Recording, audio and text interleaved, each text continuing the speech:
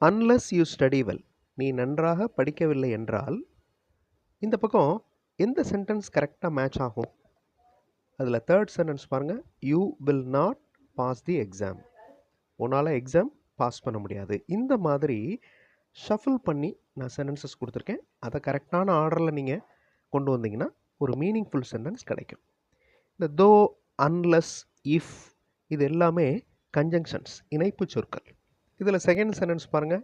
He worked until, இந்த பக்கம் என்ன வரும்? மிட் நைட் அப்படிங்கிறது வரும். He worked until midnight. அவர் நடு இரவு வரை வேலை செய்தார். இந்த மாதிரி சென்டென்சஸ் நீங்கள் ஃப்ரேம் பண்ணணும். இப்போ ஸ்க்ரீனில் தெரியுது பாருங்களேன். இதில் தோ வருமா, இஃப் வருமா, அன்லெஸ் வருமா, அன்டில் வருமா அப்படிங்கிறத கமெண்ட்டில் ஆன்சர் பண்ணுங்கள். ஃபுல் சென்டென்ஸை வாசிச்சு பாருங்கள். ரொம்ப ஈஸியாக நீங்கள் ஆன்சர் கண்டுபிடிச்சிருவீங்க. ஸோ கமெண்ட்டில் சென்ட் பண்ணுங்கள் உங்களுடைய ஆன்சர்ஸை. ஃபுல் வீடியோ பார்க்குறதுக்கு சென்டாக் சேனல் பாருங்கள்.